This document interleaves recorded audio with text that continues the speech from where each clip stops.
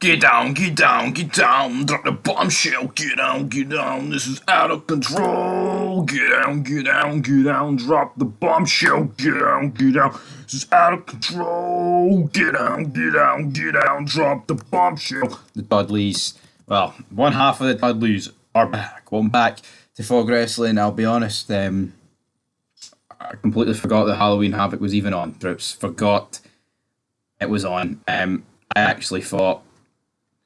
Funny fact, I actually thought that Halloween Havoc was indeed next. I didn't think it was a pay-per-view. I thought it was just going to be on Tuesday nights on the CW network. Seems to be sometimes NXT do that. They do these, hyped up shows that actually aren't worth a damn.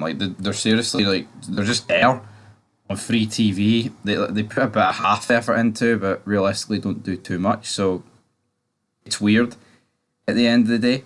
But let's move on. Let's discuss things from this pay-per-view. It is brilliant. It was so good. Sean Conaway just doesn't even know what to do, what to handle. Honestly, it's quite exquisite. It's fantastic. I don't need your best. Winners don't do their best. Winners go home and fuck the prom queen. Anyway, if you know the movie, let me down below. The movie's the name of a wrestler, The Rock. Oh, you get it away. Anyway, enough about me talking pish. Sean. The name's Bond. James Bond. First match, Tony D versus Obafemi in a tables, ladders, and scares match. I mean, it's a nice wee play, to be honest, but I just miss the days where tables, ladders, and chairs, in this case scares, had the belt hanging above the ring. It seems to be that we've just completely and utterly lost that for whatever reason. Tony D picks up the victory with the choke slam through the table. Obafemi, weird. This guy was gaining a lot of momentum, and now all of a sudden, the momentum is fell clean at its arse. Now, why is this? Does Triple H not like the black man? I'm not too sure about Triple H, right, and his racial orientation, but at the end of the day, this match was alright. It served it served a purpose. I probably need to stop doing my wee Sean Connery impersonation. So let's move on to our second match.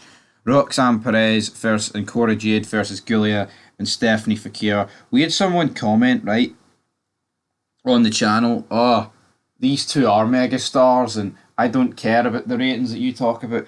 Right, I'm just gonna say this here, right, so no one misses it. If you think that Giulia and Stephanie Fakir are megastars, then you are clinically brain dead. End of discussion.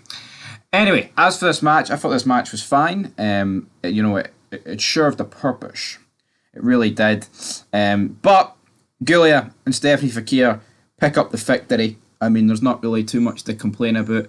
They were obviously going to win. They weren't going to have these two lose. But after the match, Saria appears in the crowd and stares down Giulia and Fakir. You've heard the expression, three's a crowd. Well, three is a crowd, but not of your megastars, right? Not of your megastars, and three is just the perfect number.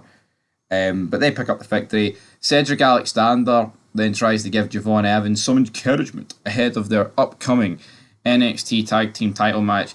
Fucking release Cedric Alexander, man. Who are we kidding with Cedric Alexander, troops, man? Cedric Alexander is a jobber. There's no two ways around it. There's no getting away from it. The guy's just no that good. If we want to pretend that this guy is brilliant, then let's just fucking lie. But he was in the Cruiserweight Classic about 1,000,000 years ago. His literally went nowhere. I think it's time. I think it's time we just reel it in. I mean, honestly, what is there to say? There's not much to say on the matter. The guy sucks, and I mean he's not taking too much. I mean, I guess he's not. it's just these people that Triple H brought back that McMahon get rid of. Honestly, it's just weird. Like, was Triple H? Do not understand it. Do not understand it. Up next, though, we've got Andre Chase taking on Ridge Holland in an ambulance match. I mean, I thought this match was fine. I think there was just too many Halloween elements about this pay-per-view, or PLE, is whatever we're going to call it. It just seemed to be continuous in terms of the fact that, like, oh, look, he's got a pumpkin. Oh, look, there's sweets. And it's like, I get it. It's called Halloween Havoc, right? But see, back in the day, when you used to have, like, fucking mega matches of Halloween Havoc, like Ultimate Warrior against Hogan, which, yeah, did stink the joint out, but it's still Ultimate Warrior against Hulk Hogan. They weren't whipping out pumpkins and fucking sweets. Some people might argue it might have been better for that match, but anyway, I digress. Ridge Holland picks up the victory. He connected with the Redeemer on the stage, threw Chase into the back of the ambulance, slams the door shut, picks up the victory. Can't complain too much about it. Then we had an Nikita Lyons vignette. Oh, Nikita Lyons vignette. What's happening here? Brilliant. Then Ava told Shara Schreiber that Lola Fice will battle Jada Parker in a hardcore match at NXT 2300. What the fuck's... I know it's in the 2300 arena, but I don't know. ECW legend Dawn Marie will be the special guest referee. What's on here? Dawn Marie? Let's find out what Dawn Marie looks like. 53-year-old. Still looks good. She's turned out nice. From New Jersey. She married Matthew D'Amata in 2005. Who the fuck's Matthew D'Amata? Big Dawn Marie. Looking no bad.